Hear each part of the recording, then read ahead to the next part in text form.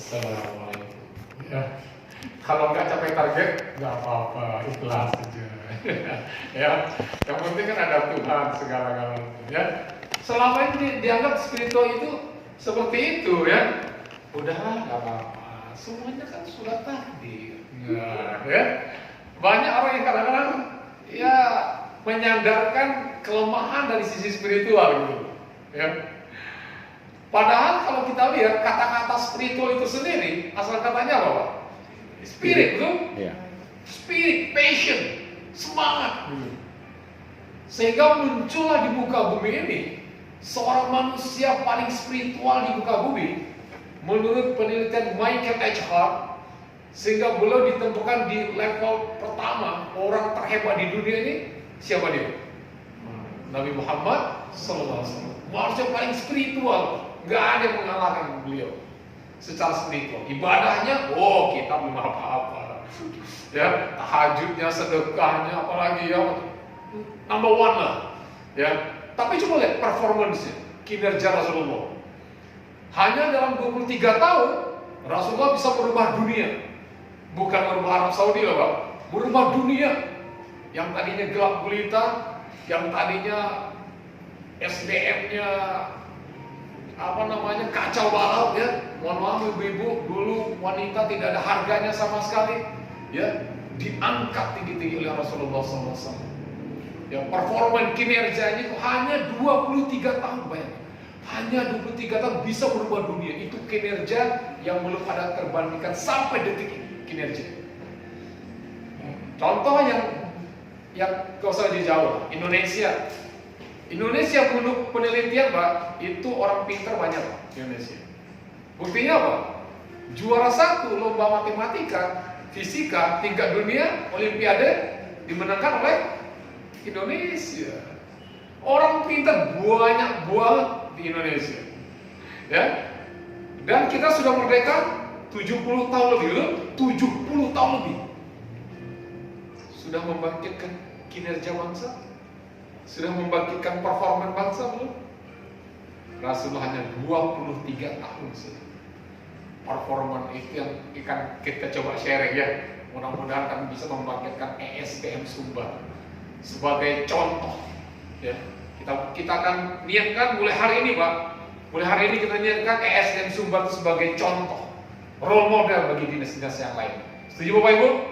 Kalau setuju tepuk tangan dulu dong. Yang ya. Bapak Ibu yang dirahmati Allah, ya. Baik, perkenalkan saya Henry Bayu, panggilan Bayu, ya. Saya akan coba tampilkan profil saya, Bapak Ibu. Nah.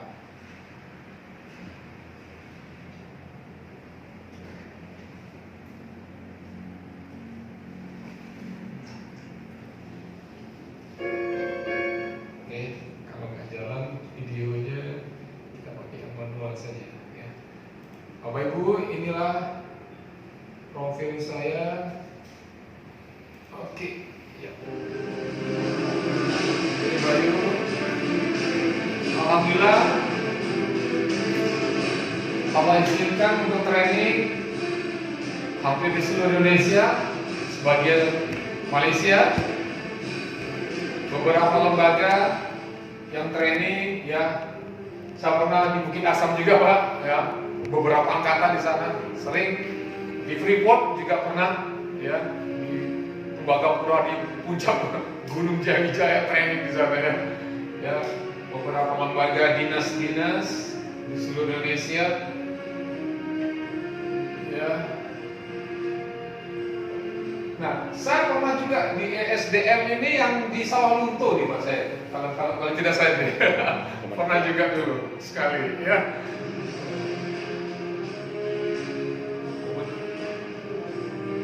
Pengalaman training saya, pengalaman kerja pernah di Semen Padang juga, Pak. Insya Allah, ya. Pernah di Semen Padang, di Gasan, pernah jadi branch manager juga pengalamannya. Ya, alhamdulillah sekarang kerjanya ya cukup seperti ini, Pak. Mudah-mudahan ada manfaatnya, ya. Baik, Bapak Ibu yang dirahmati Allah. Oke, sebelum kita mulai, saya ingin Bapak Ibu semuanya ya, kita harus semangat dulu ya. Bagaimana caranya? Nah, saya punya yel nih Pak ya. Saya punya yel. Yelnya seperti apa? Coba lihat ya. Nah, ya. Jadi saya akan menyapa Bapak Ibu dengan ucapan selamat pagi agar tetap semangat. Bapak Ibu juga jawab dengan pagi saja satu kali, tapi dengan semangat juga ya. Kita tes dulu semangat SDM Sumbar ya. Pagi. Pagi. Pagi. Pagi. Pagi. Pagi. Oke, tepuk tangan sekali lagi. Yes. Nah, kalau saya katakan SDM Sumbar, jawabannya apa? Siap bangkit. SDM Sumbar, yang kedua siap percaya. SDM Sumbar, yes. Nah, ini kata-kata saya aja nih Pak. Saya karang-karang sendiri aja nih. SDM Sumbar, gali potensi membangun negeri. Kan kerjanya menggali terus ya. Yang digali bukan tambang sebenarnya, tapi potensi bangsa. Betul nggak? Nah, ya. Oke, begitu. Boleh berdiri semuanya? Ya, oke, ya. Kepalkan tangan kanannya semuanya. Pagi. Pagi. Terus lagi. Pagi. Pagi. Pagi. Pagi. Siap semuanya ya. SDM Sumbar. Siap. SDM Sumbar. Siap. SDM Sumbar. Yes. SDM Sumbar. Gali potensi membangun negeri. Luar biasa. Tepuk tangannya ya. Silakan duduk kembali. Alhamdulillah. Masya Allah. Nah, Bapak Ibu semuanya kalau sudah semangat seperti ini, baru kita bisa mulai. Nah, senyumnya dijaga 2 cm kiri, 2 cm kanan. Terus ya. Oke, Bapak Ibu, katakan mulai dengan slide yang pertama. Bismillah. Ya. Nah, sebagaimana yang disampaikan oleh Bapak Kepala Dinas kita tadi, mau tidak mau, setuju tidak setuju, hari ini kita sedang mengalami sebuah era yang namanya VUCA. Ya. VUCA, apa itu VUCA? V-nya adalah volatile. Volatile itu adalah sesuatu yang menguap. Ada nggak terjadi zaman saat ini perencanaan sebuah proyek atau sebuah planning yang rasanya sudah matang, tiba-tiba menguap hilang? Ada? Ya, itulah hari ini. Kemudian uncertain, uncertain, tidak pasti. Hari ini siapa yang bisa menjamin sebuah kepastian? Ya, harusnya pakai itu. Kebijakan senantiasa berubah. Yang tadinya kita agak sudah enjoy dengan kebijakan ini, tiba-tiba diambil pusat itu apa? Itu hari ini uncertain. Ya, tidak yang pasti. Yang ketiga, kompleks. Terjadi pada semua lini, dimanapun menghantam, mulai era dinas, proyek, perusahaan, bahkan rumah tangga pun dihantam. Yang tadinya tidak diduga-duga, dihantam oleh hal ini semua. Semua ini kena imbasnya, semuanya dirasakan. Kemudian ada dalam ambigu, ya. Bingung, semuanya tidak jelas. Untuk itu Bapak Ibu, sebagaimana yang disampaikan tadi, mau tidak mau, setuju tidak setuju, kita nggak bisa lari dari itu. Nggak bisa lari. Kalau bahasa seperti itu kan sudah kedalut loh, sudah loh. Era seperti ini kita nggak bisa menghindar. Ya, kita tidak tahu apa rahasia di balik semua. Kita nggak tahu apa hikmah di balik semuanya. Kita nggak tahu apa pelajaran di balik semua. Yang jelas kita harus menghadapinya, harus kudu menghadapi, mau tidak mau. Maka Bapak Ibu semuanya, inilah yang disebut dengan era perubahan. Era perubahan, ya. Nah, bahkan seorang tokoh Heraklitus mengatakan, Bapak Ibu, semua terus mengalir, segalanya selalu berubah. Tidak ada yang kekal di alam semesta ini kecuali perubahan itu sendiri. Ya, kecuali perubahan itu sendiri mengalir. Ya, inilah yang disebut dengan bahasa kerennya transformasi. Ya, kita harus melakukan transformasi. Kita harus ikut dengan perubahan ini. Itulah kalau pesan Pak Kadis tadi bahwa kita harus melakukan inovasi. Ya, melakukan kreativitas tadi, melakukan variasi minimal, ya. Untuk apa tujuannya? Transformasi, menghadapi perubahan seperti ini, ya. Semuanya terus berubah dan berubah. Dan akhirnya Bapak Ibu, semuanya akan terseleksi. Nah, semuanya akan terseleksi Bapak Ibu. Maka Bapak Ibu dirahmati Allah, mari kita lihat ya, siapa yang terseleksi itu ya. Nah, mari kita lihat ya. Pada akhirnya alamnya akan menyeleksi, karena alam ini akan terus berubah. Bapak Ibu yang dirahmati Allah, dalam seleksi alam menurut Darwin ini, bukan yang kuat akan bertahan, melainkan yang paling adaptif. Makanya Pak Kadis pesan tadi, ayo kita lakukan sesuai dengan zaman, ya, sesuai dengan zaman. Yang kuat belum tentu hebat. Contoh, Bapak Ibu, industri public transportasi yang paling terkenal di Indonesia, Bluebird, betul? Bluebird. Bahkan taksi Bluebird itu Pak, itu tarifnya lebih mahal, betul nggak? Paling mahal. Tapi kenapa kita senang dengan mobil itu, Pak? Ya, kita senang. Saking senangnya kita, sehingga bendera Bluebird berkibar puluhan tahun, ya, menjadi raja taksi, raja public transportation, ya. Sehingga mereka seakan-akan nggak ada satupun yang mampu mengalahkan. Tapi lihat, era VUCA datang. Era VUCA datang. Yang tadinya senior yang rasanya bertahan dengan kekuatan dan pengalamannya yang sudah hebat, lahir anak kecil yang namanya Gojek. Muncul anak kecil baru lahir, kecil, belum punya pengalaman apa-apa, nggak punya puluhan sekian tahun, baru lahir, langsung mengalahkan sang raksasa. Ya, untung saja Bluebird mau bertransformasi, Pak. Kalau nggak selesai mereka, Pak. Ya, untung saja Bluebird mau bertransformasi dengan bergabung dengan Gojek ketika itu, betul nggak?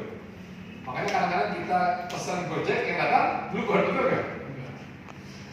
Artinya kita tidak bisa memastikan bahwa kita paling kuat akan bertahan.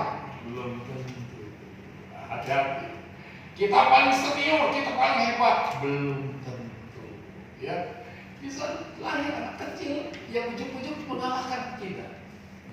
Banyak lagi contohnya, Pak. Ya, banyak lagi contohnya. Betapa dulu swalayan hebat, supermarket hebat. Masih ingat Giant, betul? Carrefour, betul? Masih ingat kan? Maka bisa berhebat. Dikalahkan dengan gerai-gerai yang malah sekarang kalah online sudah juga, betul kan? Beli apa sekarang? Online. Yang tadinya raja-raja supermarket hebat-hebat, luar biasa, dikalahkan. Nah, Bapak Ibu yang dirahmati Allah, untuk itu sekali lagi bagaimanapun kita harus siap dengan kondisi. Ya. Nah, pertanyaannya sekarang siapa yang siap? Siapa yang harus siap? Apakah kita siapkan alatnya, teknologinya, atau orang? Nah, ini ya. Untuk itu, Bapak Ibu, mau tidak mau kita harus melakukan langkah ini. Kita harus melakukan langkah ini, Bapak Ibu, membangun SDM. Ya, bagaimana caranya?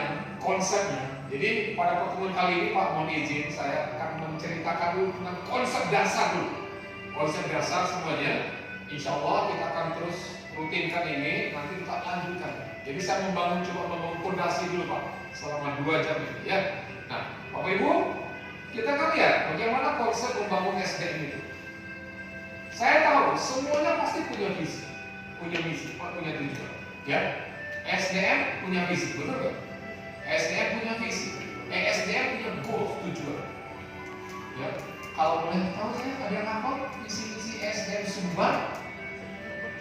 Ada apa? Ya, ini harus menjadi ini juga ya, harus sama kalau bisa, paling tidak tahu lah. Ya, visi-visi kita, siapapun, bahkan rumah tangga kita pun punya visi, betul? Punya visi. Apa itu? Sakinah mawaddah warahmah. Jadi rugilah orang yang kalau punya tujuan yang jelas. Nah, sekarang mari kita lihat ya. Oke. Mari kita lihat bagaimana cara orang mencapai visi, misi dan tujuan itu. Pagi. Pagi. Ya. Mari kita lihat bagaimana visi misi tujuan itu dicapai. Selama ini orang membangun visi misi tujuan. Pertama, buat strategi. Buat strategi. Yang kedua, membangun struktur. Apakah struktur bangunannya atau struktur organisasinya? Yang ketiga, membangun sistem atau proses. Setelah tiga hal ini dibentuk, dibuat, lalu diputuskan di lapangan, dilakukan di lapangan, dan akhirnya diharapkan membangun performance, diharapkan menjadi kinerja, meningkatkan kemaslahatan hidup kita, meningkatkan prestasi kita, meningkatkan pendapatan kesejahteraan kita. Itu harapannya dengan membangun strategi, struktur, sistem, dan proses. Tapi mari kita lihat kenyataannya, kebanyakan orang terlalu asik Pak membangun strategi, struktur, sistem, proses, tapi lupa sehingga ketika dieksekusi di lapangan, apa yang menjadi planningnya nggak jalan di lapangan. Banyak selama ini strategi canggih ketika diaplikasikan nggak jalan, sehingga apa? Sehingga tidak membangun menjadi performance. Bahkan gonta-ganti orang, gonta-ganti pimpinan, gonta-ganti strategi, gonta-ganti sistem, tetap saja tidak membangun performance. Kenapa bisa terjadi seperti itu? Karena ada satu hal yang mereka terkadang lupa, bahkan cenderung agak meremehkan ya Pak. Hasil wawancara saya dengan beberapa besar agak meremehkan. Itu apa? Membangun sisi yang lain agar seimbang. Ini penting Pak, penting. Tapi ada satu hal yang lebih penting lagi. Apa itu? Sisi yang lain. Mari kita lihat. Apa sisi yang lainnya? Kita di samping membangun sistem, kita harus membangun etika. Ya, kita harus membangun etika sesuai pesan Pak Hadis tadi. Kita membangun etika. Apa isi etika yang harus kita bangun? Ya, satu, membangun keyakinan. Apakah benar kita bekerja melangkah ke kantor ini dengan sebuah keyakinan atau sekedar SOP? Ya, apakah kita benar-benar kita yakin bahwa saya tertarik dengan kalimat Pak Gadis ini? Tidak ada kebetulan. Sekian banyak penduduk ya Sumatera Barat, Bapak Ibu yang saya hormati yang dipilih ya memangku amanah untuk ESDM Sumber. Demi Allah Pak, sekali lagi benar, tidak ada kebetulan. Tidak ada kebetulan. Lebih saya pertegas lagi, demi Allah, tanpa izin Allah, Bapak Ibu tak akan mampu duduk bekerja di sini tanpa izin Allah. Contoh yang lebih gampang Pak, adakah dulu di alam grup nih, pernah nggak Bapak Ibu request kepada Allah, ya Allah, nanti kalau aku lahir, tolong lahirkan aku di Indonesia ya. Atau lebih spesifik lagi, jadikan aku orang Padang ya. Ada nggak request seperti itu di alam dulu? Atau yang lebih spesifik lagi, ya Allah, nanti kalau aku bekerja, tolong jadikan aku karyawan ESDM Sumber itu. Ada nggak request seperti itu? Tapi kenyataannya, kita lahir di Indonesia, sebagian lahir di Sumatera Barat. Artinya itu atas kehendak siapa? Yes. Tidak kita minta. Tidak kita minta. Atas kehendak Allah, Allah lahirkan kita di bangsa ini, di daerah ini. Atas kehendak Allah, Allah izinkan kita membangun amanah ESDM semua. Demi Allah, tanpa izin Allah tak akan terjadi. Tapi sudahkah itu menjadi sebuah belief? Sudahkah itu menjadi sebuah keyakinan? Ini kita coba bangun terus ya, insya Allah ya. Yang kedua, karakter. Kita harus melahirkan karakter di sini, sehingga kita mempunyai ciri yang cantik sebagai karyawan staf SDM, sehingga nanti Kalau orang luar lihat, ada orang yang jualannya semangat. Siapa itu? Itu karyawan SDM. Kok tahu? Dari jalannya saja. Karakternya sudah jelas. Ya. Kalau ada seminar-seminar, dia datang tepat waktu. Siapa itu? Orang SDM disiplin. Kenapa? Karena saya tahu mereka sudah membangun karakternya. Karakternya sudah jelas. Ya. Kemudian behavior, perilaku. Nah, bagaimana perilaku di lingkungannya, sesama teman, dengan atasan, dengan bawahan, dengan lingkungan, behaviornya akan terlihat jelas. Perilaku. Bapak Ibu yang dirahmati Allah, inilah yang sering orang lupa abaikan. Bahkan saya kadang-kadang ngajak perusahaan training nih Pak. Saya lihat budget yang paling kecil itu di mana Pak? Budget SDM. Budget SDM. Ya. Mereka lupa Pak. Mereka lupa ini sesungguhnya main drive. Ya. Pendorong utama di sini Pak. Kenapa? Coba Bapak Ibu bayangkan ya. Pada akhirnya yang membangun yang strategi hebat, struktur sistem yang canggih, pada akhirnya yang menjalankan siapa Pak? Toh yang akan menjalankan ini manusia. Mereka lupa. Bapak Ibu yang dirahmati Allah, inilah yang harus kita coba terus komitmen. Bahasa sebenarnya istiqomahnya di sini. Ya. Mereka lupa yang menjalankan ini siapa sesungguhnya. Ya. Yang ingin mencapai permen ini siapa sesungguhnya. Nah, untuk itu Bapak Ibu, lebih spesifik lagi, hal ini harus kita bangun, harus seimbang. Siapa pelaku yang menyeimbangkan ini? Dialah leader. Siapa dia? Orang-orang mulia yang sedang duduk di hadapan saya. Ya. Bapak Ibu lah yang akan mencoba membangun keseimbangan ini. Para leader ini. Ya. Untuk apa? Untuk membangun performa. Untuk membangun kesejahteraan. Mudah-mudahan Bapak Ibu dengan keikhlasan Bapak Ibu, dengan keyakinan Bapak Ibu bekerja di SM ini sehingga membawa sesuatu pulang ke rumah, halangan thayyibah dinikmati oleh anak dan istri menjadi amal soleh bagi kita. Atau pekerjaan kita dinikmati oleh masyarakat Sumatera Barat, dinikmati oleh bangsa dan negara kita menjadi amal soleh kita. Ini harus menjadi sebuah keyakinan, belief kita. Ya. Bapak Ibu yang dirahmati Allah, kita lanjutkan ya. Apa yang terjadi dengan fenomena ini Bapak Ibu? Fenomena ini, mari kita lihat ya. Fenomenanya adalah mengapa banyak para leader gagal? Kenapa para leader itu banyak gagal? Karena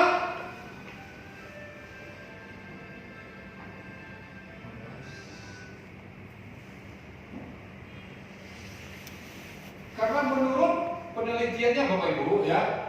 Nah, menurut penelitian dari Larry Bossidy dan Ramcharan ini mengatakan, saya melihat banyak pemimpin terlalu fokus pada high level strategi.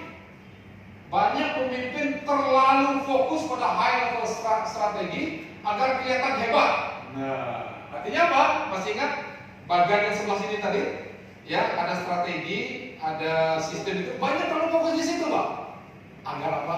Agar kelihatan hebat. Gue gitu loh. Itu kan strategi saya. Wah, ya. Itu kan sistem yang saya buat. Banyak terlalu fokus di strategi. Ya. Sehingga Bapak Ibu, ya, tapi tidak benar-benar memperhatikan implementasi. Sesuai tidak? Ya. Sesuai tidak dengan karakter orangnya? Sesuai tidak dengan behavior orang-orangnya? Nah, Bapak Ibu semuanya, maka 70% dari kegagalan strategi disebabkan oleh pure execution of leadership, yaitu keputusan yang salah. Nah, keputusan yang salah yang banyak dilakukan di sini, yang menyebabkan kegagalan. Ya, makanya saya kadang-kadang geleng-geleng kepala juga, tapi mau ngomong seperti apa gitu, Inginnya saya ngomong sempat ke industri-industri, perusahaan-perusahaan yang sudah saya training, mengatakan, Pak, harusnya Pak, budget yang paling besar itu adalah budget STM. Budget yang paling besar itu di sini. Why? Kenapa? Karena mereka lah penggerak. Mereka lah yang action semuanya, Pak. Ya. Bukti contoh yang lain lagi, Pak. Contoh, bayangkan sebuah mobil canggih sudah mahal miliar, ya katakanlah apa ya mobil paling canggih ya? Yang semua tombol semuanya hebat, ya hebat lah, canggih lah mobilnya, bayangkan. Tapi sopirnya nggak canggih. Sopirnya nggak tahu kapan oli diganti, kapan ini tangga apa sih jalan nggak, pokoknya dia tidak tahu. Ya, nggak, mobil tidak dicuci-cuci. Secanggih apapun mobil itu, insya Allah besar. Insya Allah besar. Ya, secanggih apapun. Kalau sopirnya tidak canggih. Tapi sebaliknya, pernah masih lihat ada Corolla 82 jalan, Pak? Masih lihat ya? Kijang 82 masih jalan. Kenapa? Mobilnya sederhana, sopirnya yang canggih. Ketika sopirnya yang canggih, mobil Kijang 82 itu masih jalan. Ya. Dengan teknologi sederhana, dia bisa membangun performanya. Ya, intelijen. Sekali lagi Bapak Ibu, mohon maaf ya, betapa pentingnya kita membangun SDM. Setuju tidak Bapak Ibu? Harus setuju, tepuk tangan sekali lagi Bapak. Ya. Ya. Pagi. Nah, mari kita lihat pendapat dari Peter F. Drucker mengatakan, if we talk about management, ini para leader kan memanage nih kan. If we talk about manajemen, jika kita berbicara tentang manajemen apapun, katakan manajemen apapun, ya, we talk about human behavior. Sesungguhnya kita hanya membicarakan tentang behavior, human institution, tentang manusianya, Pak.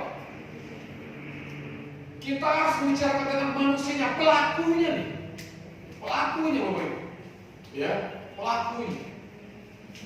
Bapak Ibu yang dirahmati Allah, nah inilah yang coba kita bangun kembali, ya. Bapak Ibu semuanya pagi.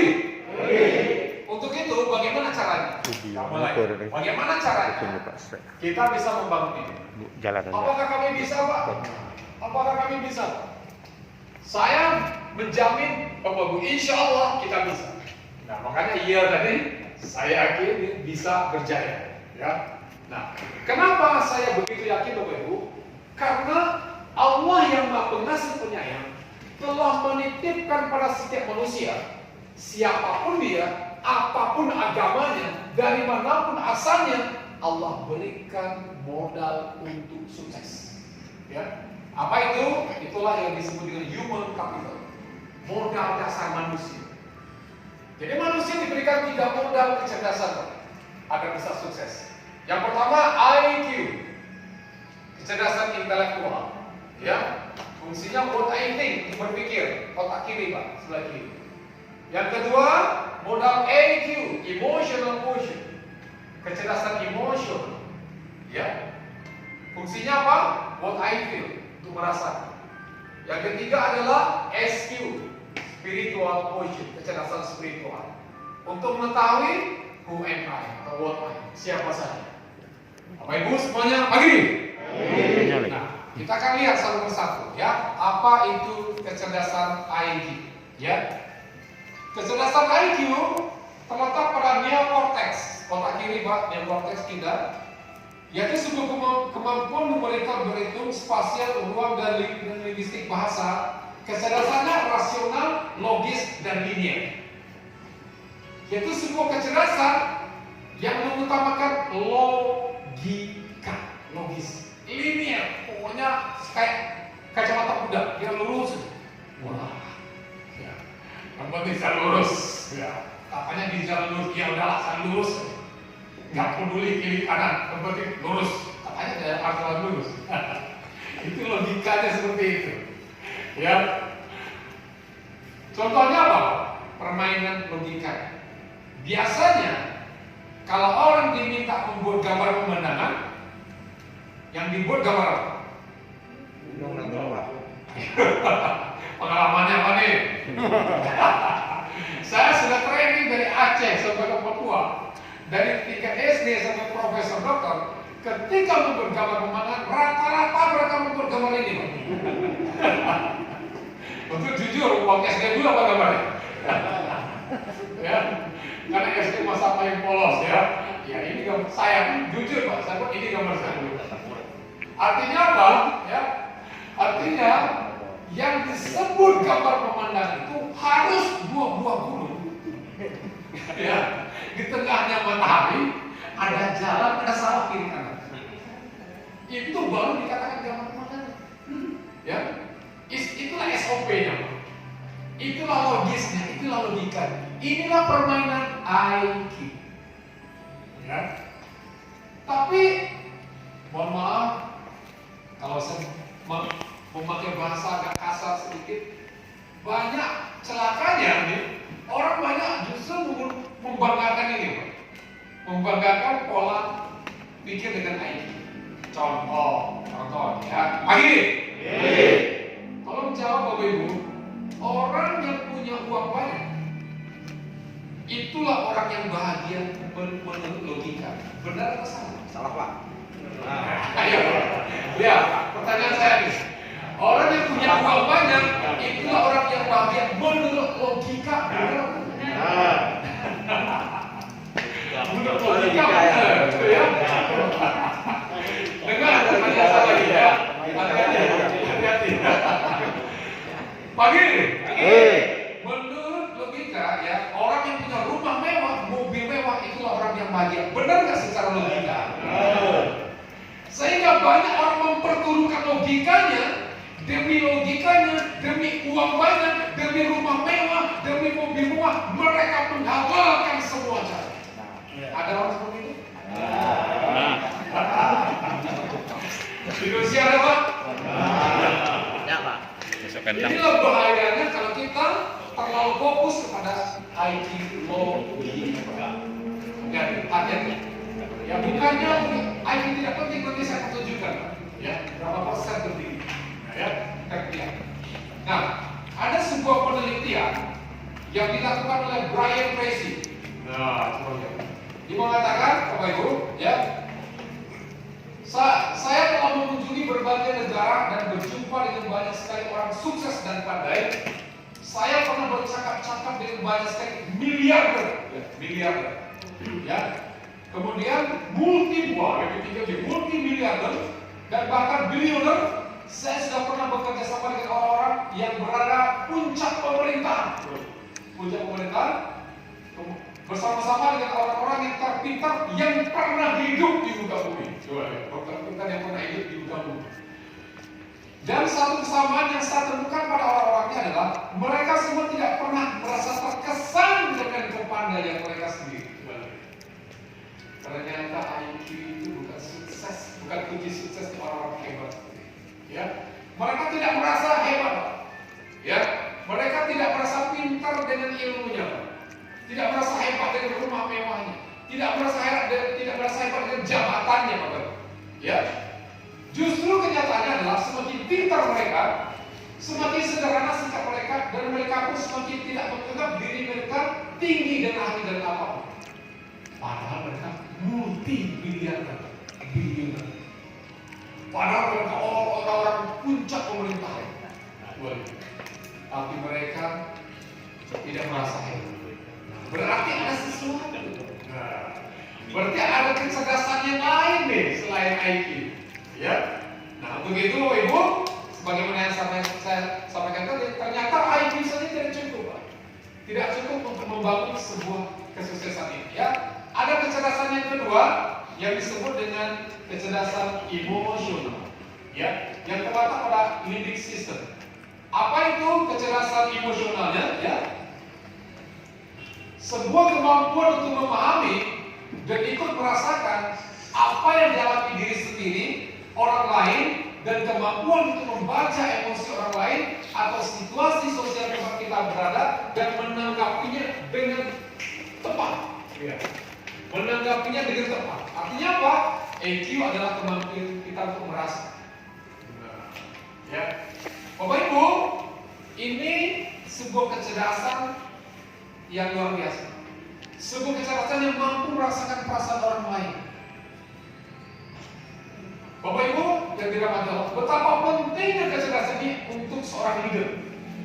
Contoh, pagi ini, ada nggak pemimpin yang nggak mampu merasakan perasaan bawahan?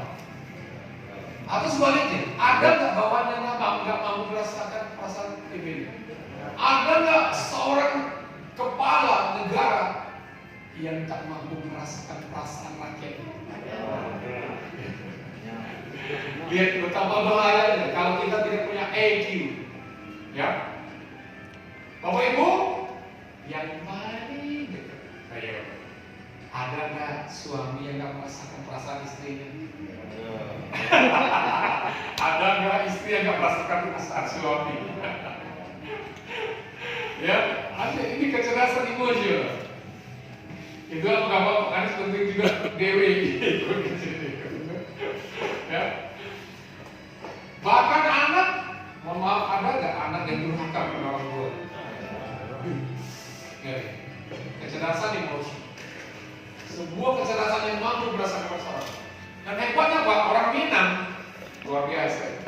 Ya, kalau kecerdasan emosi. Halun takile. Bahkan kalau ngomong pun harus ada 4 tingkat ya.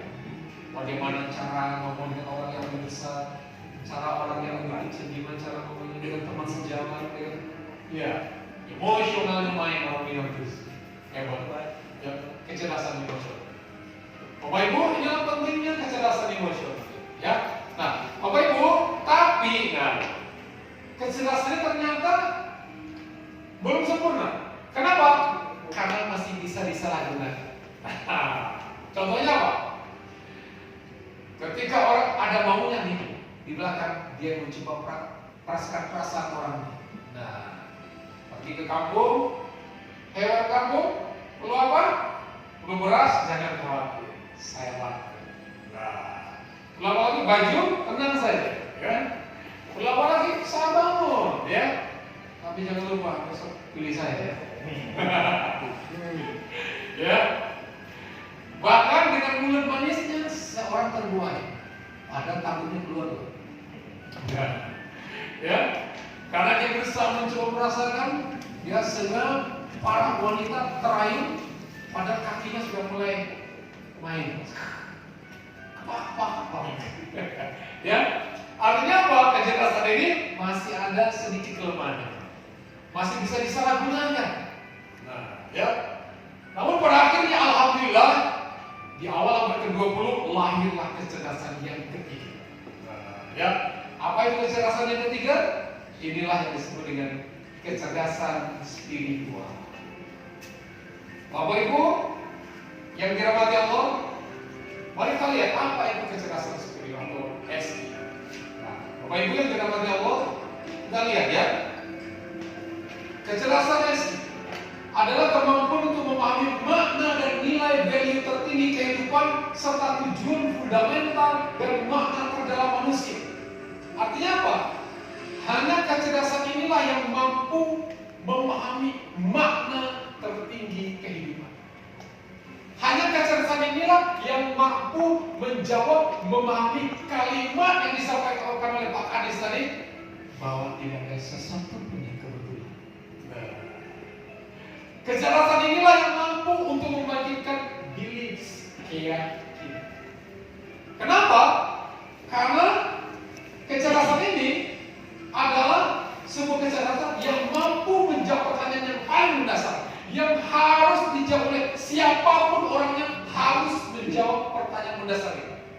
Apa itu pertanyaannya? Mari kita lihat. Siapa saya? Ini pertanyaan yang harus kita jawab. Siapa kita? Siapa?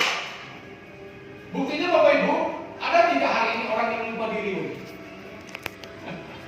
Ada tidak orang yang lupa diri siapa diri? Sehingga berjalan petantang-petenteng dengan mulutnya menyakiti orang lain, it's okay. Sikapnya menghantam orang lain, nggak peduli, karena dia lupa siapa diri. Karena dia lupa siapa diri. Yang kedua, untuk apa saya dilahirkan? Sekali lagi, Pernahkah kita minta dilahirkan di muka bumi? Pernahkah kita request lain di bangsa ini? Untuk apa itu semua? Ya. Yang ketiga, mau kemana saya? Hati-hati. What next? Ya, angkat sini, kerja, pangkat jabatan, kedudukan, harta. What next? Untuk apa? Mau kemana? Tapi banyak orang lupa, Pak. Lupa kemana dia pada akhirnya. Lupa. Ya. Sibuk asik dengan dunianya. Demi Allah, sehebat apapun itu, sesehat apapun kita, sekaya apapun kita, demi Allah, kita akan kembali. Tapi banyak orang lupa dengan pertanyaan ini. Mau kemana? Bapak Ibu yang dirahmati Allah, inilah 3 pertanyaan yang mendasar yang harus kita jawab. Bapak harus jawab, Ibu harus jawab, saya harus jawab.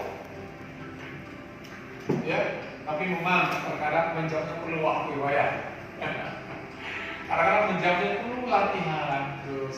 Jangan bosan Pak, ya, jangan bosan. Ayo kita terus menjawab ini semua. Selanjutnya, kecerdasan spiritual ini memiliki kemampuan mengatur diri sendiri self-organizing. Ya, kenapa? Karena orang yang punya kecerdasan spiritual Pak, dia nggak perlu lagi dewasa. Nggak perlu CCTV Pak. Dia sudah mampu self-organizing, mengatur diri.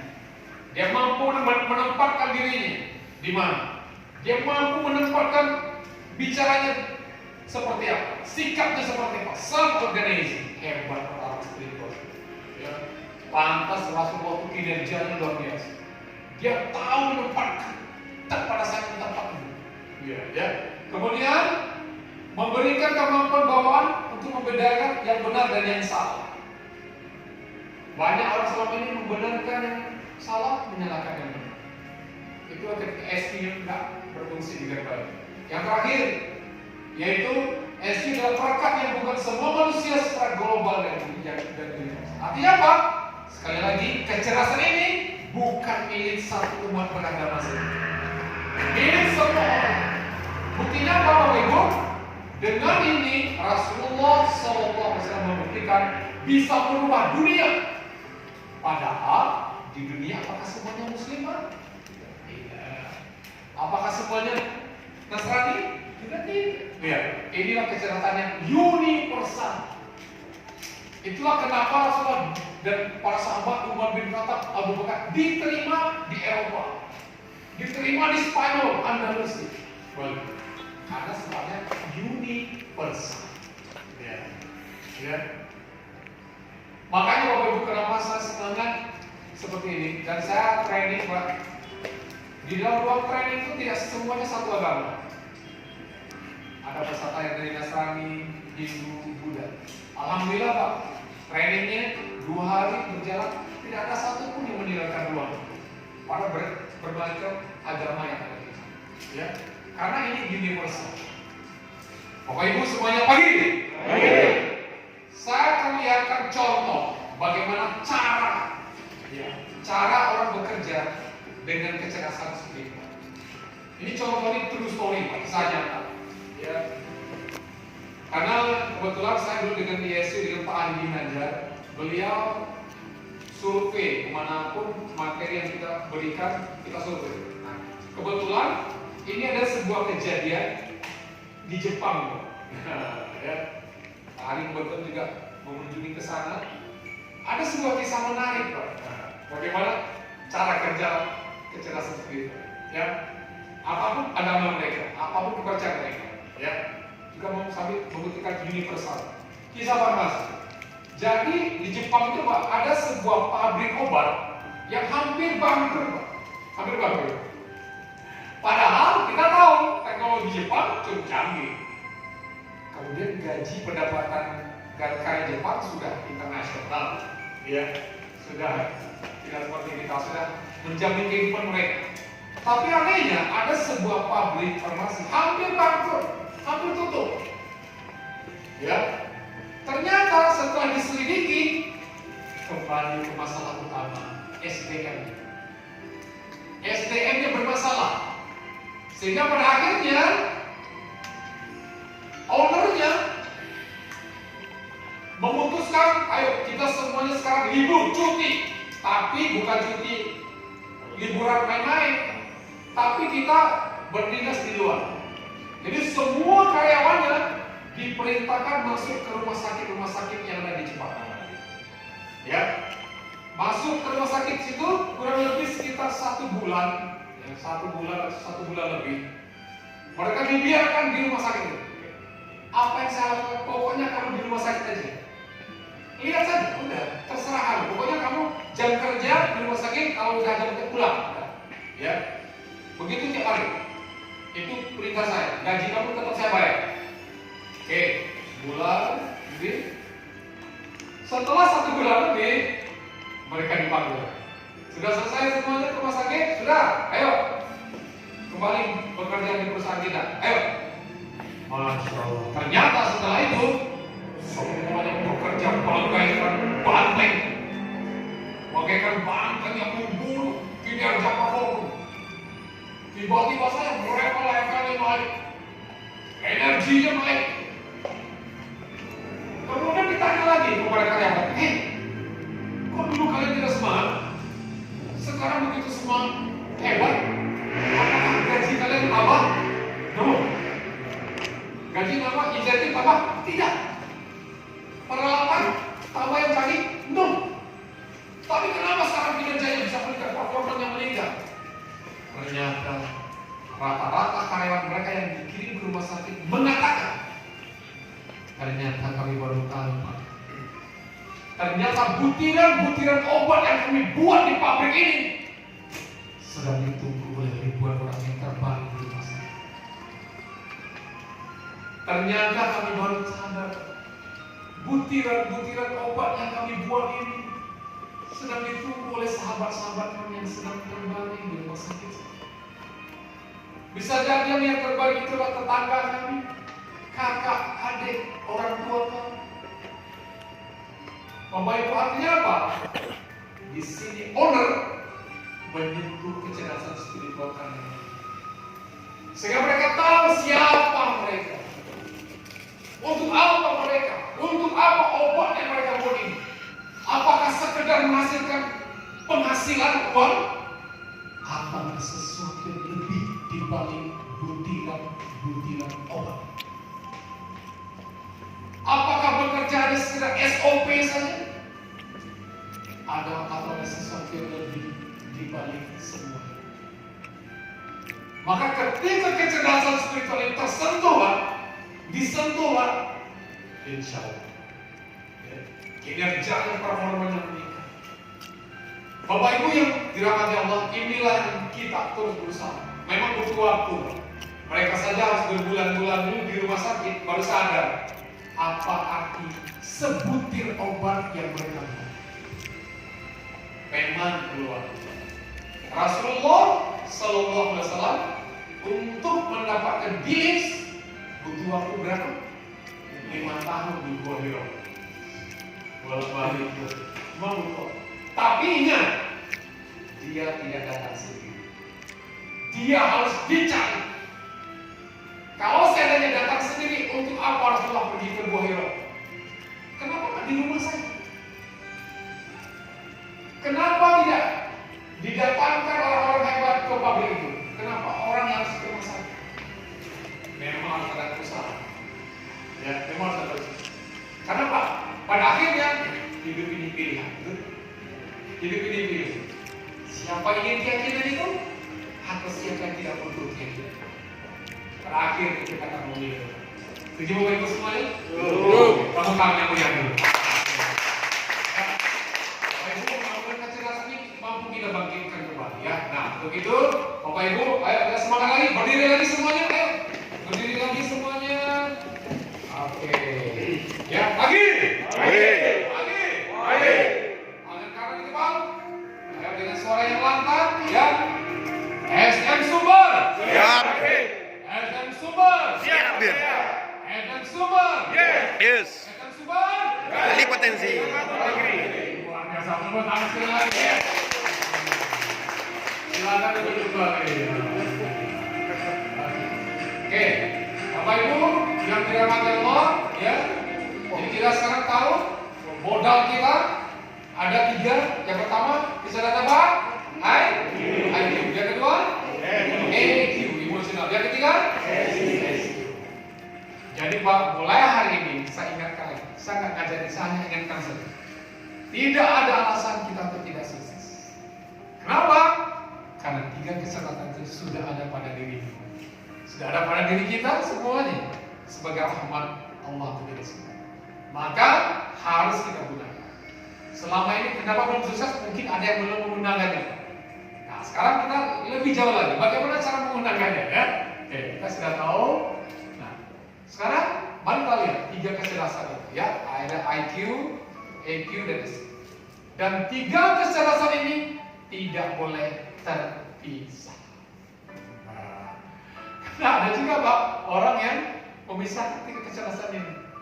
Ketika dia ahli spiritual, ya, ketika bicara tentang uang, saya ada begini uang, saya beri surga. Wes. Padahal tanpa uang bisa dia beribadah dengan nyaman? Gak bisa juga Pak. Itulah kenapa Rasulullah juga menjadi seorang pedagang bisnis. Paham? Ya. Ya, buat 3 caranya penting. Uang juga penting. Ya. Cuman bagaimana nanti presentasi? Ya, Bapak Ibu, 3 kesadaran tidak boleh terpisah. Ya, tidak boleh terpisah. Atau mungkin orang yang sibuk dengan kinerja, pokoknya performance, ya, pokoknya kerja banting tulang pagi. Diajak ingat kepada Allah, ya udahlah, ibadah. Kamu nggak tahu saya untuk siapa bekerja, untuk perusahaan kita, untuk kinerja, juga nggak bisa juga Pak. Seperti itu. Ya. Maka 3 kecerdasan ini harus disatukan. Hanya saja lebih lanjut mana yang menjadi pusatnya? Apakah IQ yang menjadi pusat kecerdasan? Apakah EQ yang menjadi pusat atau SQ yang menjadi pusat kecerdasan dia? Nah, ya, pagi. Kalau seandainya IQ yang menjadi pusatnya, maka semuanya akan hitung-hitungan. Semuanya akan hitung-hitungan. Karena dia, ingat cara kerjanya hitung-hitungan. Logika. Kalau nggak ada untung, nggak mau dia kerja. Logika kan, kalau nggak ada untung. Tapi coba lihat, ketika dia minta mengerjakan sebuah pekerjaan, tolong ya ini pekerjaan, boleh Pak, boleh saya kerjakan. Berapa persen buat saya? Nah, hitungan kan harus jelas Pak. Semuanya berdasarkan hitungan. Ya, kalau dia menjadi pusat kita IQ. Tapi kalau EQ yang menjadi pusatnya, dia hanya untuk mementingkan kebanggaan, perasaan, pujian. Tapi kalau SQ yang menjadi pusatnya, maka dia akan mengerjakan semuanya. Dia kaitkan dengan 3 pertanyaan tadi tentang siapa saya, sedang di mana saya, mau kemana saya. Seperti yang dilakukan oleh pabrik farmasi. Itulah ketika SQ menjadi pusat pekerjaannya, energi muncul. Bapak Ibu, itulah kenapa pusat kecerdasan spiritual itu adalah, kalau Bapak Ibu baca kisah perang Tabuk, para sahabat Rasulullah harus berjalan kaki 5.000 km dalam cuaca panas terik. Siapa yang sanggup? 5.000 km dalam cuaca panas terik. Kalau bukan sebuah kecerdasan spiritual menjadi power energinya, tidak akan mampu mereka. Karena mereka tahu ketika berjalan itu untuk apa saya berjalan, siapa saya, mau kemana saya. Ketika pertanyaan itu mampu kita jawab, itu akan menjadi inner drive, akan menjadi sebuah kekuatan jiwa. Bapak Ibu semuanya pagi. Kita lanjutkan lebih dalam lagi. Survei tentang kondisi bagaimana perbandingan skill knowledge dengan EQ, IQ dengan SQ.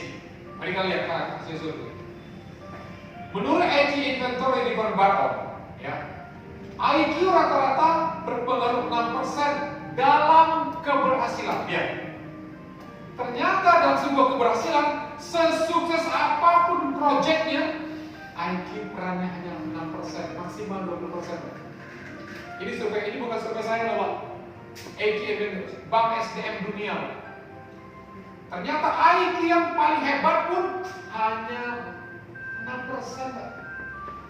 Maksimal 20%. Ya. Dan kemarin 2 hari yang lalu kita bercerita dengan seorang direktur kampus negeri. Direktur dia, rektor. Dia mengatakan dari mulutnya sendiri, telinga sekarang dengar sendiri, mengatakan kepintaran skill IQ hanya 10%. Padahal dia tiap hari bergelut dengan dunia IQ.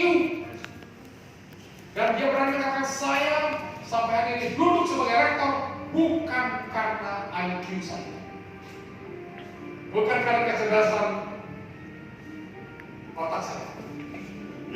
Sampai saya merinding mendengarnya keluar dari mulut seorang rektor. Ya, beliau akui sendiri. Ya. Kemudian survei selanjutnya. Dari 10.000 orang sukses, ternyata hanya 15% orang sukses karena teknis, karena kemampuan IQ teknis. Tapi 85% orang sukses karena faktor kepribadian, attitude. Ya, attitude. Yang ketiga, menurut Dr. Albert Elwanidio, dari 4.000 orang yang dipecat, yang disingkirkan, ya, yang dibenci lah katakan ya, ternyata hanya 10% tersingkir gara-gara lemah IQ. Hanya 10% yang tersingkir gara-gara lemah IQ. Tapi 90% rata-rata orang tersingkir gara-gara faktor kepribadian, etika. Ya. Gara-gara faktor attitude, behavior, perilaku. Contoh sekarang, ya, pagi. Survei ini saya bawa ke dalam ruangan ini. Contoh, Bapak Ibu punya 2 orang sahabat. Yang satu orangnya keren, pinter, ya oke, tampilannya mantap, dia hartanya oke, ya. Tapi kalau bicara, sikapnya jibal. Gimana jibal? Jijik banget gitu. Ya, kalau ngomong tuh sakit Pak. Ya. Atau orang yang kedua, orangnya sederhana, biasa mungkin dia dari kampung lah ya, sederhana biasa ngambil. Tapi kata-katanya begitu enak didengar. Coba pilih, Bapak lebih suka yang mana? Orang yang pertama atau orang yang kedua? Jujur. Artinya yang berpengaruh di situ hartanya, mobilnya, atau kepribadiannya. Yes, artinya Bapak sendiri yang mengumpulkan survei. Ya. Bapak Ibu semuanya inilah yang ada survei true.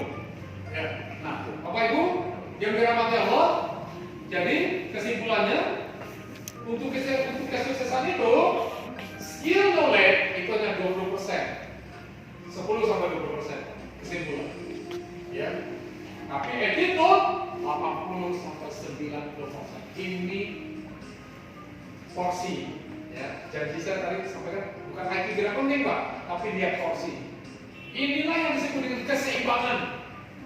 Jadi dalam dunia SDM Pak, yang seimbang itu bukan 50-50, no, tidak.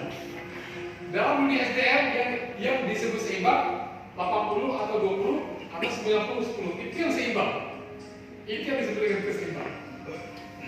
Ingat Pak, kaitkan dengan slide kita yang di awal tadi, bagian kiri dan bagian kanan. Ingat ya, sistem, proses, strategi itu hanya 20%. Bagian yang sebelah sini tadi, belief, karakter, behavior itu 80% sampai 90%. Itu yang disebut dengan keseimbangan. Dan itulah tugas orang-orang mulia yang ada di hadapan saya untuk menyeimbangkan. Bapak Ibu semuanya pagi. Mari kita lihat survei yang canggih. Ini survei dilakukan oleh lembaga-lembaga terpercaya dunia dengan peralatan yang canggih. Tapi tahukah Bapak Ibu, survei canggih ini sudah pernah Allah sampaikan 1400 tahun yang lalu melalui seorang manusia mulia yang bernama Nabi Muhammad SAW. Apa survei 1400 tahun yang lalu yang Allah berikan? Baik lagi. A'udzubillahi minasyaitonirrajim. Bismillahirrahmanirrahim.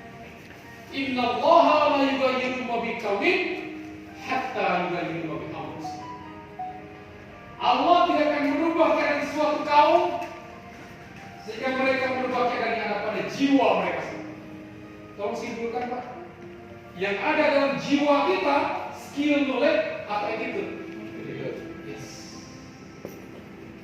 Jadi Allah sudah mematenkan kalimatnya 1400 tahun yang lalu bahwa kamu takkan berubah, organisasimu takkan berubah, SDM Sumbar takkan berubah, Indonesia takkan berubah sebelum dia berubah jiwa-jiwa orangnya. Pertanyaannya sekarang, Allah itu benar atau bohong? Maha benar Allah dari segala firman. Kalimat ini sudah Allah patenkan dan akhirnya dibuktikan oleh Rasulullah dan para sahabat. Jadi membangun ini, ya, akhirnya Rasulullah dan para sahabat pernah membuat jaya dunia ini dari abad ke-7 sampai abad ke-14 dengan kecerdasan spiritual. Dari abad ke-7 sampai abad ke-14, 700 tahun dunia damai ketika itu. Padahal di dalam hidup Muslim, Nasrani, Yahudi, Majusi dan sebagainya. Tapi dunia damai indah gitu. Ya. Tapi sayang di abad ke-14 dia turun. Nah, coba lihat Pak, kita kalau kita lihat sirkulasinya dari abad ke-0 sampai ke abad ke-7 itu 7 tahun. Dark era kegelapan, gelap. Attitude gelap. Ya. Tapi alhamdulillah bangkit abad ke-7 sampai ke abad ke-14. Ya. Dan itu 7 tahun kemudian. Kemudian 14 tambah 7 turun dia 21. Sekarang abad ke berapa? 21. Insya Allah sebentar lagi. Era itu kan bangkit, kita tidak tahu. Ini sirkulasi, ya. Dan insya Allah itulah kenapa saya begitu semangat menyampaikan ini di seluruh Indonesia. Insya Allah era itu akan bangkit. Kenapa? Contohnya udah ada, contoh nyata sudah ada. Kita tinggal meniru aja Pak. Makanya dari awal saya katakan, Bapak Ibu saya nggak ngajar apa-apa, saya nggak punya ilmu apa, saya hanya sharing saja. Apa yang dilakukan oleh Rasulullah dan para sahabatnya, kita tengok contoh saja. Ya, inilah insya Allah menjadi golden era kemudian. Bapak Ibu yang dirahmati Allah. Sekarang kita lebih lanjut, ya, lebih lanjut lagi. Pagi. Nah, pertanyaannya sekarang, bagaimana pengaruh 3 kecerdasan terhadap tujuan personal ini? Iya, ya, lebih dalam lagi, lebih aplikasi lagi. Apa sih fungsi 3 kecerdasan dalam kehidupan kita? Untuk itu, jawab dulu pertanyaan saya, Pak. Untuk apa bekerja? Ayo, jawab dulu. Ibadah. Ibadah, good. Ya. Ya. Nah, ya, ibadah Pak. Jadi beliau Pak, mulai besok nggak perlu digaji Pak.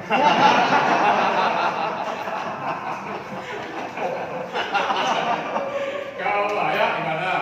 Tapi setelah ibadah pun akhirnya kita ingin mendapatkan apa? Apalagi Pak selain ibadah? Orang bekerja untuk memenuhi kebutuhan hidup. Oke, boleh. Tapi setelah kebutuhan hidup terpenuhi, apa yang Bapak inginkan sesungguhnya? Sejahtera.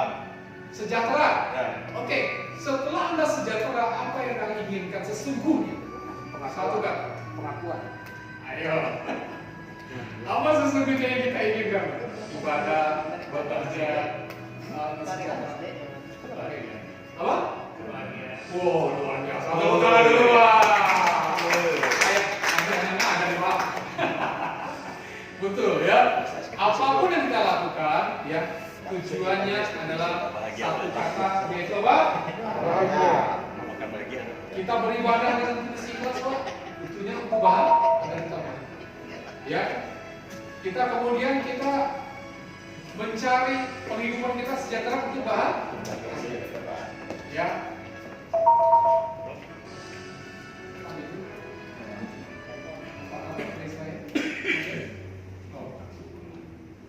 Bapak Ibu, nah, mari kita lihat Bapak Ibu ya. Nah, bahagia. Nah, Bapak Ibu yang dirahmati Allah, bahkan kita mati masuk surga, tujuannya apa Pak? bahagia. Masuk surga pun tujuannya bahagia. Kerja ikhlas, ya, pendapatan cukup, sejahtera. Toh akhirnya bahagia jadi lagi. Ya, Bapak Ibu. Nah, pertanyaan selanjutnya, bahagia seperti apa ini? Nah, dalam kehidupan ini, Bapak Ibu yang dirahmati Allah, untuk itu ada 3 kebahagiaan. Ya, ada 3 kebahagiaan. Yang pertama yang disebut dengan physical happiness, ya, kebahagiaan secara fisik atau bahagia secara materi. Apa itu? Mari kita lihat. Physical happiness adalah bahagia ketika memiliki uang yang banyak, kendaraan yang banyak, rumah yang banyak, perusahaan yang banyak, pasangan yang banyak. Ya, Bapak Ibu, inilah bahagia secara materi. Ya, semua diukur dengan materi. Nah, inilah physical happiness, ada fisik. Tapi mari kita lihat bagaimana masalah yang dimunculkan dengan satu kebahagiaan. Satu, masalah physical happiness. Satu, manusia sudah merasa puas. Ya, jujur, ada yang sudah puas dengan gajinya, Pak? Ya, bahkan terkadang perusahaan atau lembaga terkadang sulit komunikasi dengan karyawan. Ini sudah saya survei, Pak. Banyak owner ketika dia menaikkan gajinya yang diharapkan adalah performa nggak lama. Contoh, pagi. Kalau PSDM Sumbar tanggal berapa terima gaji, Pak? 1. Itulah hari yang paling bahagia. Betul? Itulah tanggal yang ditunggu-tunggu, betul Pak, jujur. Ya. Pertanyaannya, berapa lama bahagianya? Setelah tanggal 1 itu berapa lama bahagianya? 6 jam. Baru terima tanggal 1, yes. Baru terima slip gaji, langsung kredit motor, kredit rumah, langsung. Bahkan saya yakin, Pak, ya, banyak yang gajinya 10 koma, saya yakin, ya. Artinya tanggal 10 sudah koma, ya. Ya, Bapak Ibu yang dirahmati Allah, inilah kenyataan. Bahkan contoh, kalau katakan Pak dengan jujur, para koruptor, ya, para koruptor ternyata orang miskin atau orang kaya. Para koruptor, mohon maaf sekali lagi Pak ya, apakah rakyat biasa atau para pejabat? Padahal rasanya Pak, kita kalau udah jadi bupati itu tidak udah syukur Pak ya jadi bupati. Tapi kenyataannya ada nggak bupati yang dipanggil KPK? Gubernur ada Pak? Lihat. Bahwa ternyata uang tidak mampu memberikan kebahagiaan, menjauh api sesungguhnya Bapak. Ya, maka Bapak Ibu, akibatnya apa? Kalau orang mindsetnya adalah bahagia secara fisik. 1, hanya orientasi materi. Apa-apa diukur dengan materi. Ya. Kemudian saling iri. Nah, ya, saling iri. Temannya beli motor, badannya dia mulai meriang. Temannya beli mobil, dia mulai masuk UGD. Ya. Temannya beli rumah, saya nggak tahu lagi apa kerjanya. Ya, saling iri. Ya. Kemudian tidak ikhlas. Ya, semangat menurun, kecewa, hilang loyalitas, harga dirinya bisa dibeli dengan uang. Ya, hilang loyalitas, harga dirinya bisa dibeli dengan uang. Ya, kemudian saling menjatuhkan. Ya, karena dia di situ tempatnya basah, mereka basah ya. Gimana orang terjatuh, saya yang duduk situ karena basah. Ya, karena dia tidak tahu bahwa bapak itu kerjanya di sungai, basah. Ya, kemudian persaingan tidak sehat, mengejar jabatan, ujung-ujungnya korupsi. Sekali lagi Pak, survei ini menunjukkan betapa fisikal, ya, uang materi tidak menjawab semua itu. Bapak Ibu yang dirahmati Allah, nah, sekarang saya ingin lihatkan kepada Bapak Ibu survei sekali. Ya, kita harus penuh dengan survei agar Bapak Ibu semakin yakin. Penelitian yang dilakukan oleh Frederick Hasbro, dia meneliti 2 kelompok. Yang satu kelompok katakanlah Ya gajinya kurang, insentif kurang, fasilitas kurang. Akhirnya apa? Kelompok ini tidak bahagia, kecewa. Tapi yang satu kelompok lagi, insentif oke, gaji oke, fasilitas oke. Tapi seiring berjalannya waktu, ternyata dua kelompok ini akhirnya menuju satu titik yang sama. Aneh jadi. Satu titik yang sama yaitu sama-sama tidak puas. Aneh. Ya. Inilah penelitian yang dilakukan oleh Hesber. Ketika dia meneliti apakah benar uang bisa menjadi kebahagiaan orang. Bapak Ibu yang dirahmati Allah, ternyata tidak. Akhirnya mari kita lihat muncul kebahagiaan yang kedua, emotional happiness. Bahagia secara emosi. Apa itu? Emotional happiness bahagia berdasarkan kepada emosi rasa. Yang penting dia dipuji kan? Yang penting ada rasa bangga. Ya. Dia sibuk mencari pujian. Ya. Nggak peduli jilat kiri, jilat kanan. Ya, yang penting dia dapat nama. Woi. Ya. Inilah kebahagiaan secara emosi. Tapi punya masalah. Orang seperti ini ingin selalu di atasan atau orang lain dalam bekerja. Kalau atasan lagi di luar kantor, Pak, oh langsung ya, game segala macam. Atasan sibuk.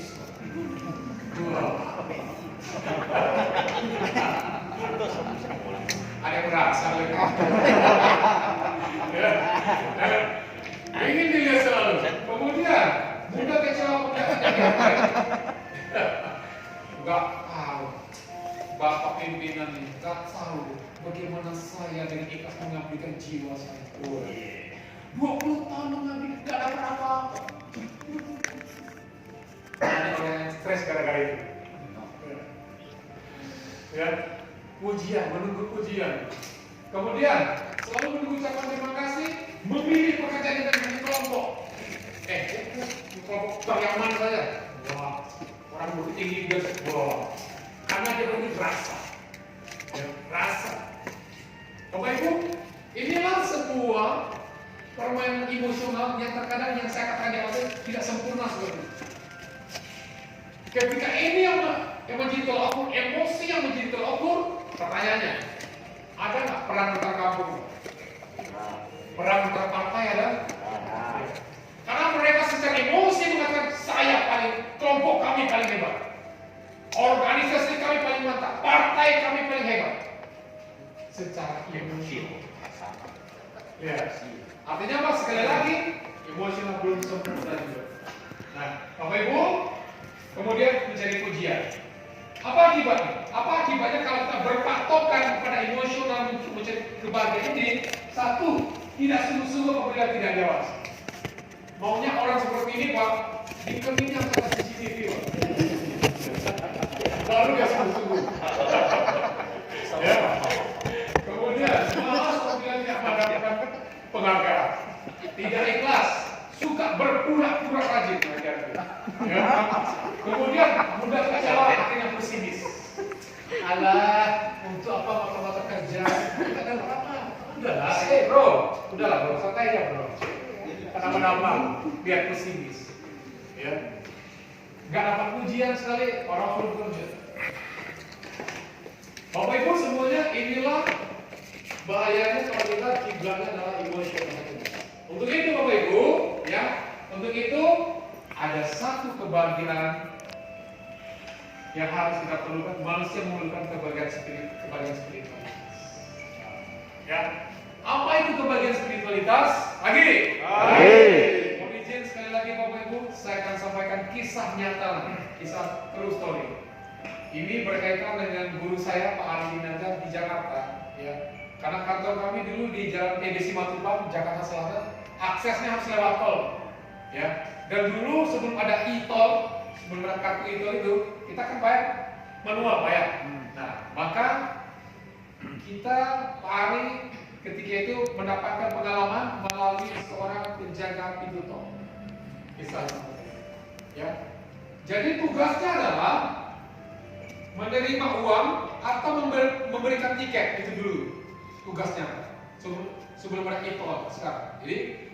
Jadi saking rutinnya pekerjaan ya kalimatnya, saking rutinnya tiap hari itu aja pekerjaannya Mbak, menemukan sehingga banyak mereka yang tidak sempat lagi untuk ya katakanlah tersenyum, menyapa orang, padahal tugas mereka melayani.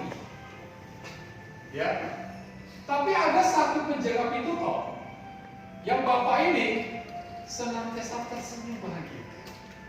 Senyumnya 2 cm kiri, 2 cm kanan. Gak pernah 1 kiri 3 kanan, gak pernah. Ya, senyumnya selalu simetris. Sehingga setiap kami lewat bapak ini bahagia. Ya, akhirnya kami sebagai orang yang berkecimpung dalam dunia SDM tentu kepo istilahnya, penasaran. Kok yang satu ini beda? Kenapa? Akhirnya Pak Ari di jam-jam istirahat beliau, Pak Ari coba cari waktu beliau wawancara. Pak, kenapa Bapak kok bisa bahagia seperti ini? Senyumnya itu ikhlas, terasa Pak. Jadi kalau orang pura-pura senyum itu kelihatan Pak, terasa kan? Ya. Bapak Ibu, pagi. Sama seperti pengalaman saya nih, karena sering terbang ke Aceh, Kalimantan semua. Kan kalau kita naik pesawat itu pramugari senyum baik, menyapa. Iseng-iseng kami tanya, Mbak, kok senyum Pak? Seperti itu, Mas. Ini sudah tugas kami, Mas. Inilah SOP kami, Mas.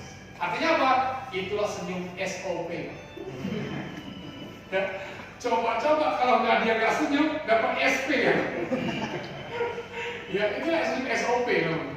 Standar. Tapi Bapak ini beda, senyumnya dari apa? Akhirnya kami tanya, udah Pak, sampaikan kepada kami Pak, apa yang membuat Bapak bisa tersenyum bahagia seperti ini? Akhirnya beliau mengatakan, Pak, Bapak tahu kan, kantor saya 1 meter kali 1,5 meter. Itu kantor saya. Tidak seperti ini indah, kecil. Ya, walaupun ada AC karena pintu terbuka, asap masuk terus. Ya. Dan kami tanya, oke, saya tahu nih, kenapa Bapak banyak? Gaji Bapak gede kan? Lalu dia jawab lagi, gaji penjaga pintu tol berapa? Karyawan biasa kami Pak. Atau Bapak sering mendapatkan promosi mutasi? Nah, itu iya Pak, sering.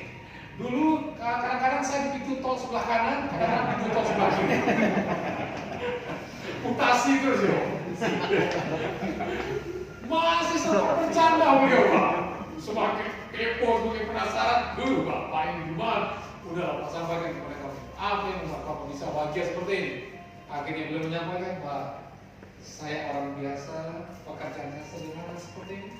Pada saat tiap hari melayani para pengemudi, namun setiap malam saya mengajukan pekerjaan saya kepada Allah. Beliau Muslim, sama mengangkat tangan saya kepada Allah dan berkata, ya Allah, hamba tahu inilah takdir hamba. Hamba tahu ini takdir hamba hidup di muka bumi ini. Hamba tahu ini pekerjaan sebagai takdir hamba darimu. Maka hamba memohon kepadamu ya, tolong jadi setiap tiket tol ini, setiap orang yang hamba layani menjadi zikir hamba di hadapan, menjadi tasbih hamba di hadapannya.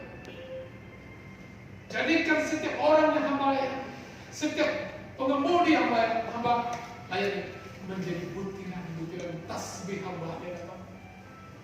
Karena hamba tahu suatu hari nanti hamba akan kembali kepadamu.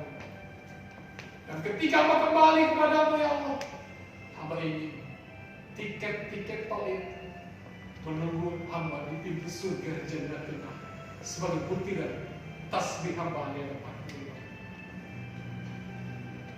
Bapak Ibu, tanpa sadar kami yang mendengar cerita itu meneteskan air mata. Tanpa sadar kami hanya dengan kisah nyata beliau, seorang karyawan biasa tapi mampu merasakan kebahagiaan yang takkan mampu terbeli dengan uang, kebahagiaan yang tak mampu terbeli dengan pangkat jabatan kedudukan.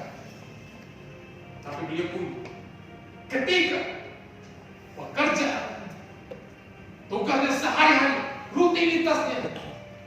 dia dijadikan sebagai pengabdi kepada Tuhan. Bukan kepada atasan, bahkan bukan kepada negaranya, tapi kepada Allah Subhanahu wa Ta'ala sebagai bakti melalui tugas, melalui pekerjaan sebagai penjaga hidup. Inilah kebahagiaan spiritual yang didasarkan dengan kecerdasan spiritual.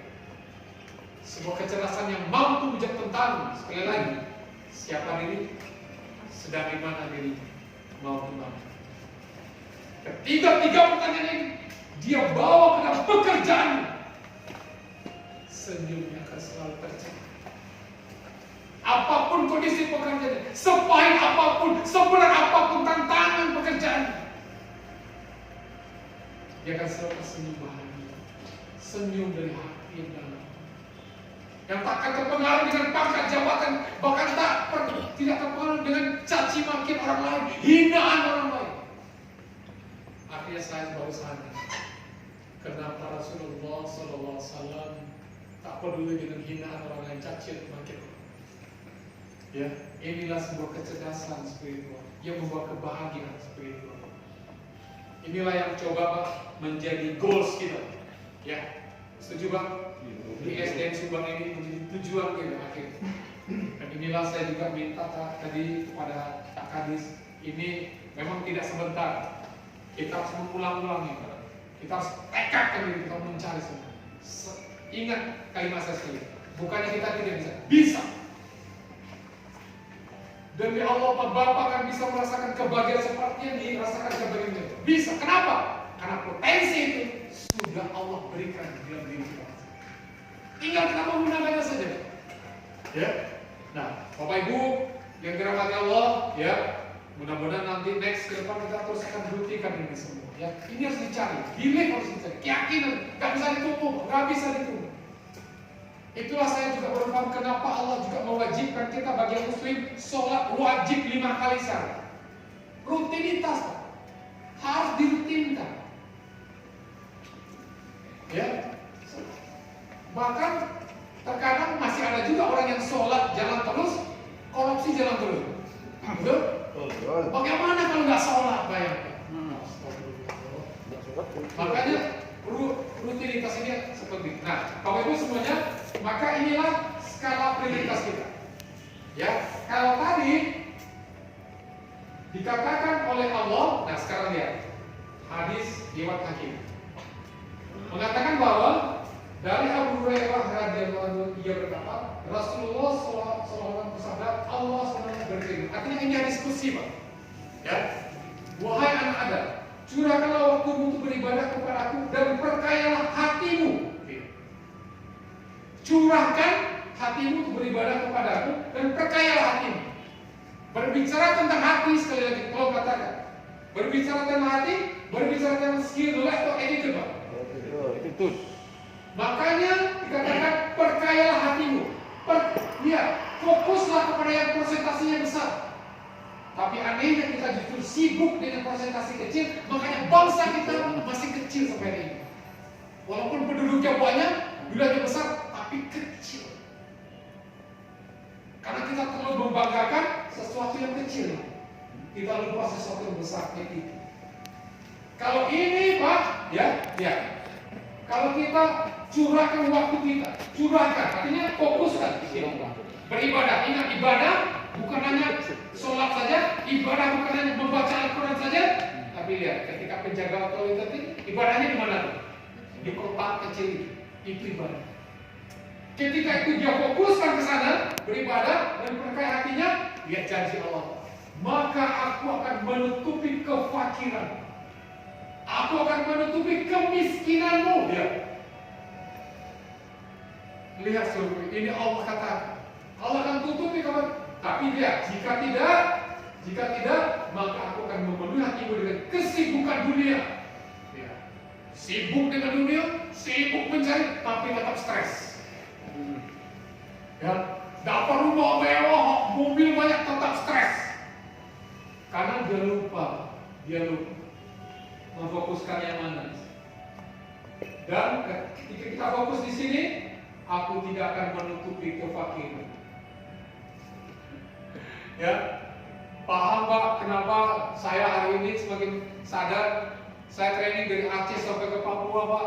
Bahkan ketika saya training di Freeport, saya dibawa untuk melihat cairan emas itu. Cairan emas. Jadi kalau saya kan emasnya dalam bentuk cairan Pak. Masuk ke dalam pipa, betul Pak? Masuk ke dalam pipa ke pelabuhan, ya. Sampai di Amerika baru dicetak. Itulah kenapa Brimob tugasnya menjaga pipa itu. Brimob itu kan menjaga pipa. Belum lagi ketika saya training di Tanjung Enim, Bapak sudah paham kan Tanjung Enim bagaimana batu bara yang tanpa diolah lalu jadi uang. Kalau saya kerja di semen Padang dulu untuk satu sak semen perlu campuran dulu, clay, betul, batu kapur, betul, campurannya dibakar di dalam klinker, jadi apa? Dibakar dalam kilang, jadi klinker, baru jadi semen. Banyak prosesnya.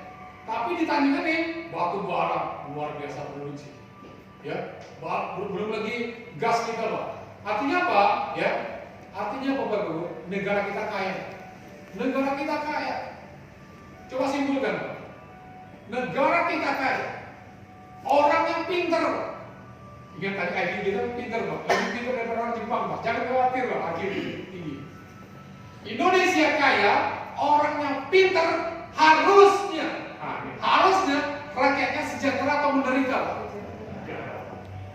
Kenyataannya sudah aneh loh.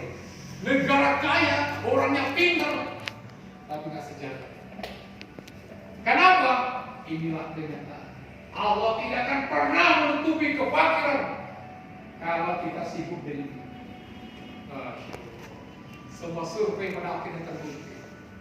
Kenyataan ini terbukti semua. Bapak Ibu yang dirahmati Allah, ya. Sebelum saya tutup, saya ingin menyimpulkan, ya, bagaimana pola kerja menuju kebahagiaan secara konvensional, secara spiritual. Nah, ya.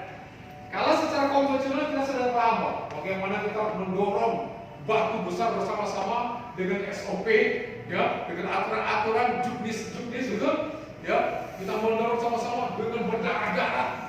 Ya, bahkan sikut kanan, sikut kiri, ada yang kena apa segala macam, baru kita mencapai puncak ibadah. Itu pun kalau waktu ini santai Pak. Kadang-kadang waktu ini malah menggilas dia. Ini secara konvensional. Berdarah-darah dulu, ya. Artinya menderita lah. Ini cara kerja konvensional.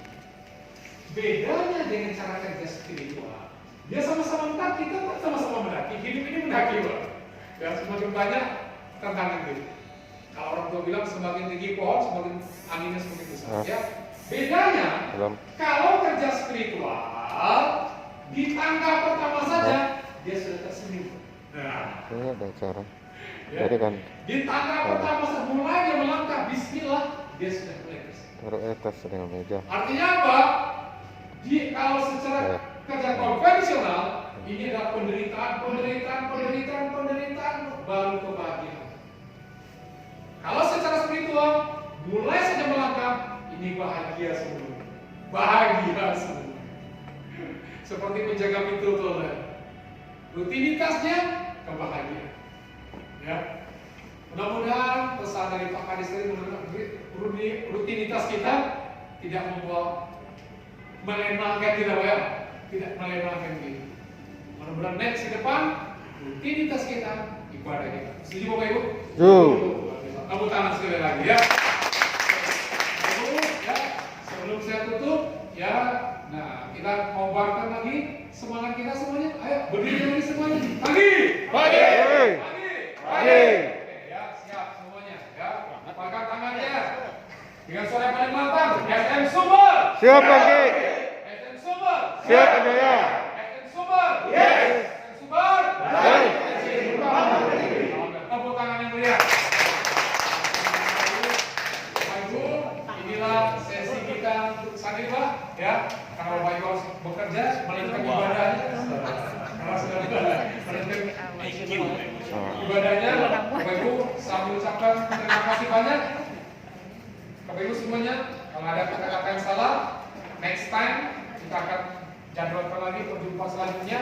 Memang pesan ini saya menyampaikan dulu konsep tadinya Pak fondasinya, tapi next time kita akan ada tanya jawab biar hati Bapak ini juga pulang juga tanyakan ya. Nah, sengaja saya dulukan ini hanya untuk saya karena ini konsep aja dulu ya, konsep aja. Bapak Ibu, mohon maaf lahir batin ya. Wabillahi taufiq wal hidayah. Assalamualaikum warahmatullahi wabarakatuh. Waalaikumsalam.